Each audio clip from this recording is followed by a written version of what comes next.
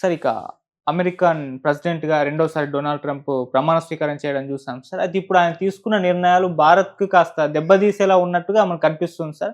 అంటే ఇల్లీగల్ మిగ్రెంట్స్ మొత్తాన్ని కూడా పంపించేస్తున్నామని చెప్పారు. ఇండియన్సే దాదాపు 10,00,000 మంది వరకు ఉన్నారని కూడా కొన్ని కాలిక్యులేషన్స్ రావడం చూస్తున్నాం సార్. మరి ట్రంప్ నిర్ణయాలు భారత్‌ని ఏ విధంగా దెబ్బతీస్తాయి? ఆయన నిర్ణయాలపై మీ ఒపీనియన్ ఏంటి సార్? అంటే ఇప్పుడు ఈ WTO, వరల్డ్ బ్యాంకు ఇవన్నీ ఏవైతున్నాయో, WTO ఉందనుకోండి, అది అమెరికా యొక్క ఇనిషియేటివ్. అప్పుడు అది అమెరికా అవసరం. అమెరికా ఏమందంటే ఈ ట్రేడ్ లిమిట్స్, మన వస్తువుని ఇంకో దేశంలో అమ్ముకోవడానికి, ఇంకో దేశంలో అమ్ముకోవడానికి హద్దులు ఆటంకం ఉండకూడదు. ఇది అమెరికా అవసరంగా, అమెరికా మార్కెట్, ప్రపంచ మార్కెట్ కావాలి అనేటువంటి ఉద్దేశంతో WTOలో వాళ్ళు ఏం చేస్తారంటే ట్రేడ్ బ్యారియర్స్, ఒక దేశానికి ఇంకో దేశానికి అమ్మకాలు కొనడాల మీద ప్రతి దేశం పెట్టినటువంటి ఆంక్షలు ఏవైతే ఉన్నాయో వాటిని మనం తీసేయాలి. అట్లా WTO వచ్చింది. ప్రపంచ బ్యాంక్ అప్పిచ్చేప్పుడు ప్రతి దేశం మీద మీరు మార్కెట్ను ఓపెన్ చేయండి, మీరు వస్తువుల యొక్క మార్పిడి ఏదైతుందో లేదా వాటిని మీరు లిబరలైజ్ చేయండి అని WTO మల్టీలాటరల్ అగ్రిమెంట్స్ కింద WTO తీసుకొచ్చి, ఎవరు తీసుకొచ్చారు? అమెరికానే దాంట్లో చాలా క్రిటికల్.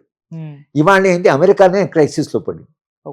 అమెరికన్ ఎకానమీ క్రైసిస్లో ఉంది. అక్కడ కూడా చాలా అన్ఎంప్లాయ్మెంట్ ఉంది. ఈ నిరుద్యోగం అనేది అమెరికాలో ఎప్పుడైతే పెరిగిందో వైలెన్స్ పెరిగింది అమెరికాలో విపరీతంగా. అక్కడ ఎందుకంటే ప్రజలకు ఆయుధం కలిగి ఉంచే హక్కు ఉంది కాబట్టి విపరీతంగా వైలెన్స్ పెరుగుతుంది, అన్రెస్ట్ పెరుగుతుంది. దాంట్లో నుంచి ట్రంప్ పుట్టుకొచ్చాడు.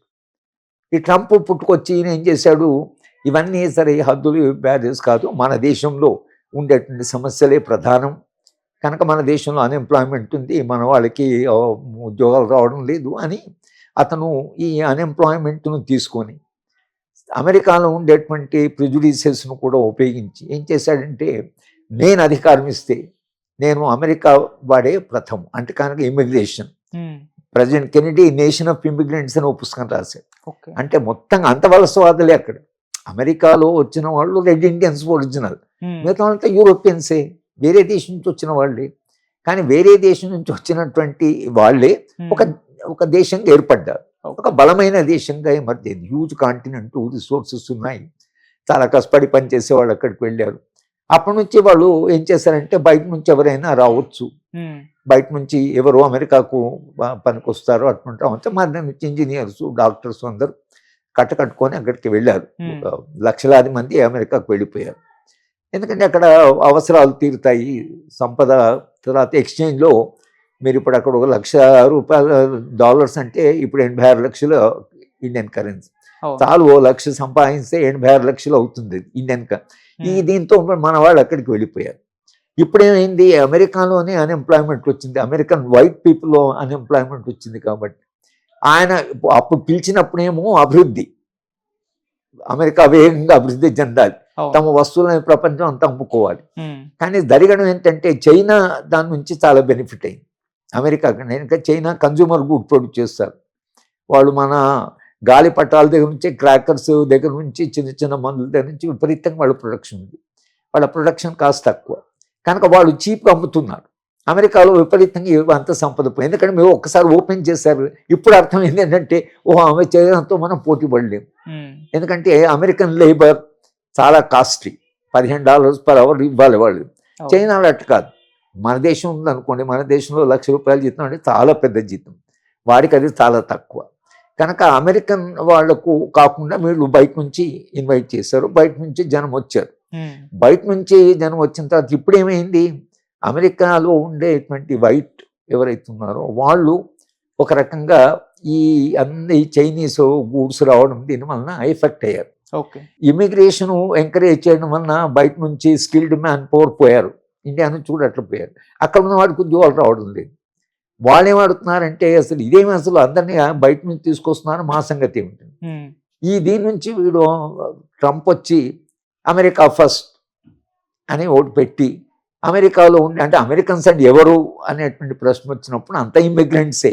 కానీ ఒరిజినల్గా వచ్చిన ఇమిగ్రెంట్స్గా మనం తీసుకుంటే ఒక కట్ ఆఫ్ పాయింట్ 1960sలో వాళ్ళు ఓపెన్ చేశారు, ఎవరైనా రావచ్చు అమెరికాకు, ఇమిగ్రేషన్ లాస్ను లిబరలైజ్ చేశారు. మళ్ళీ ఇప్పుడు దే ఆర్ గోయింగ్ బ్యాక్. ఇప్పుడు ఏంటంటే పంపిస్తామంటే ఇండియా నుంచి పోయిన వాళ్ళు చాలామంది ఉన్నారు. దీంట్లో ఈ ఇండియన్స్కు కూడా అక్కడ పోవాలి, ఎప్పుడు పోవాలి అమెరికాకు, ఏదో అక్కడ చాలా ఓ స్వర్గంలాగా ఉండే అనేటువంటిది అది ఒక మిత్. ఓకే. కానీ బాగా స్ప్రెడ్ చేశారు.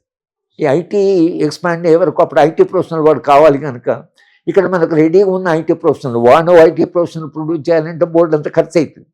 ఖర్చు లేకుండా ట్రైనింగ్ పొందినట్టు మానిపోయింది కనుక రమ్మన్నారు.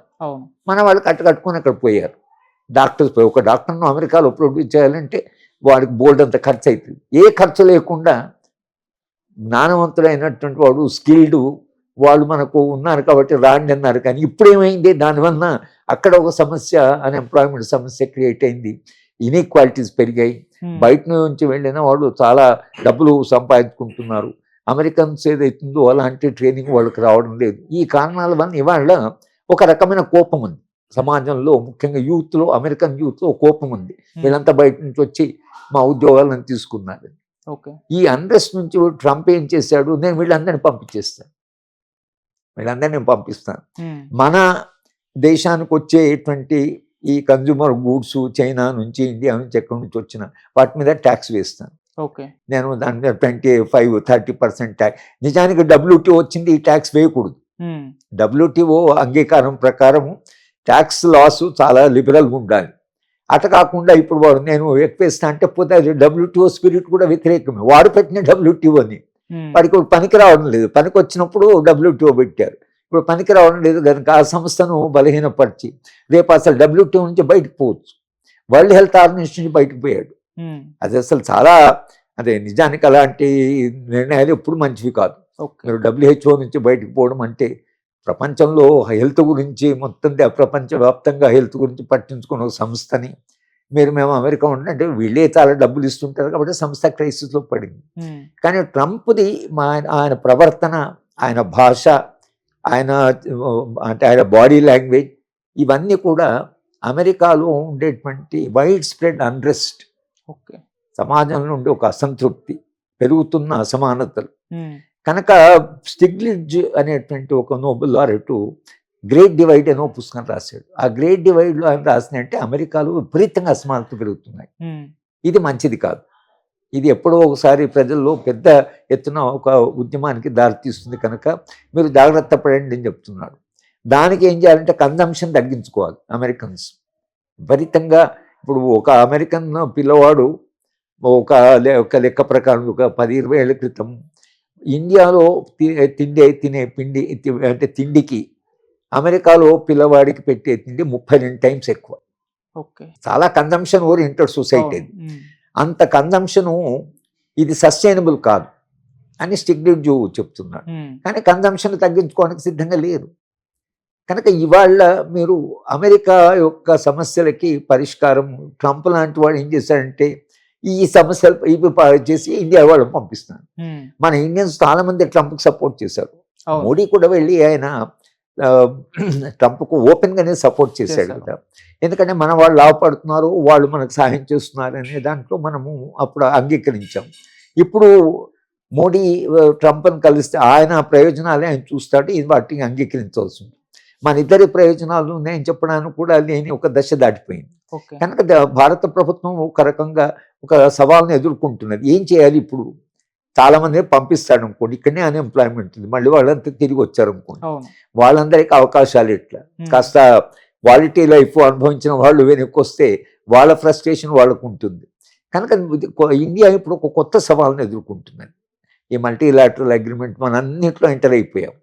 కానీ రేపు దాంట్లో ఒకళ్ళు అమెరికా బయటకు వచ్చి మనం కూడా బయటకు వస్తే దాంట్లోంచి లేదా బయటికి రావాల్సిన అవసరం వస్తే అప్పుడు దేశ పరిస్థితి ఏమిటి అనేది కొత్త సవాల్ని మనం ఎదుర్కొంటున్నాం. మరి మన నెగోషియేషన్ ద్వారా చైనా ఎలాగో ఆయన చైనా మీద చాలా ఆగ్రహంగా ఉన్నాడు. ఎందుకంటే చైనా వస్తువులు కనుక చైనాకు వ్యతిరేకంగా భారతదేశాన్ని కొంత మొబిలైజ్ చేయడం, వీళ్ళిద్దరికీ కొంత అంటే తేడాలు ఉన్నాయి లేదా ఒక కన్ఫ్రాంటేషన్ ఉంది కాబట్టి అట్లా భారతదేశాన్ని కొంత బలపడడం అని ఒకవేళ ట్రంప్ అనుకుంటే ఇండియాకు కొంత బెనిఫిట్ జరుగుతుంది. కానీ ట్రంప్ ఎట్లా ఆలోచిస్తాడో ఎవరికి తెలియదు.